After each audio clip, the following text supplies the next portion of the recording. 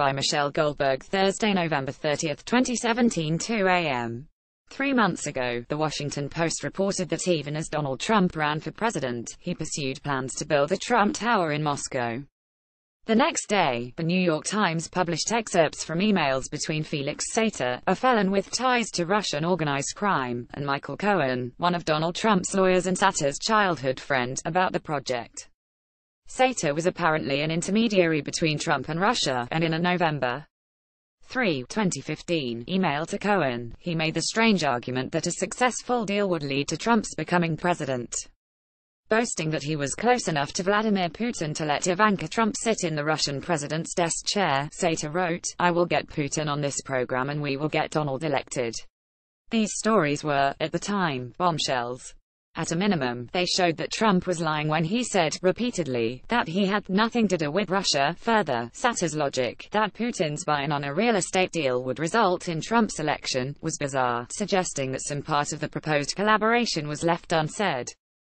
But 3 months feels like 3 decades in Trump years, and I mostly forgot about these reports until I read Luke Harding's new book, Collusion, Secret Meetings, Dirty Money, and How Russia Helped Donald Trump Win.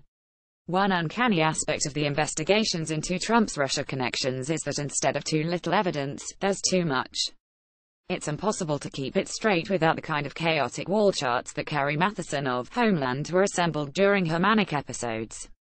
Incidents that would be major scandals in a normal administration, like the mere fact of Trump's connection to Sater, become minor subplots in this one.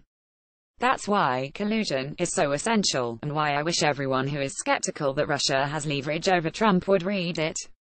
This country, at least the parts not wholly under the sway of right-wing propaganda, needs to come to terms with substantial evidence that the president is in thrall to a foreign power. Harding, the former Moscow bureau chief of The Guardian, has been reporting on shady characters like Paul Manafort, the former Trump campaign chairman who was indicted last month, long before Trump announced his candidacy. He was able to interview Christopher Steele, the former British spy who wrote the dossier attempting to detail Trump's relationship with the Kremlin, and who describes the conspiracy between the American president and the Russians as massive, absolutely massive. Collusion doesn't purport to solve all the mysteries of this alleged conspiracy. There's no longer any serious question that there was cooperation between Trump's campaign and Russia, but the extent of the cooperation, and the precise nature of it, remains opaque. Harding makes a strong case for Steele's credibility, but Steele reportedly said that the raw intelligence in his dossier is only 70% to 90% accurate, so it's hard to know which parts of it to believe.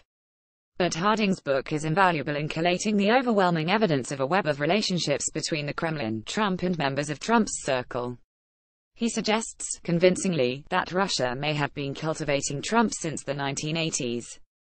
At that time, Harding writes, the KGB was working to draw prominent figures in the West, as the KGB described them, into collaboration.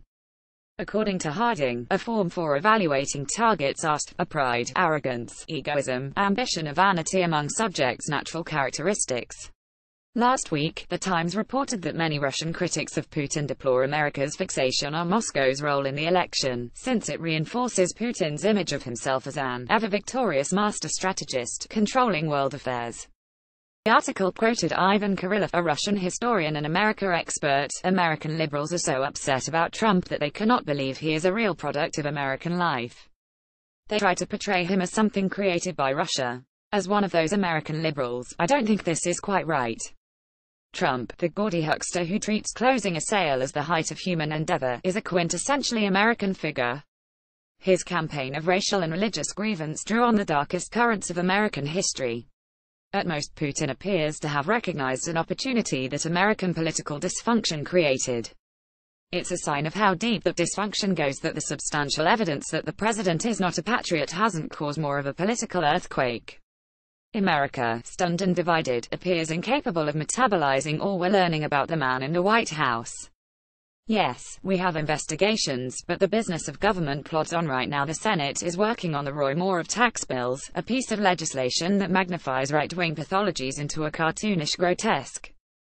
It wasn't Putin who fashioned a Republican Party willing to tolerate something close to treason if it's the price of corporate tax cuts. Even if all the Republicans in Congress read Harding's book, they probably wouldn't act. But at least they'd know what they're abetting.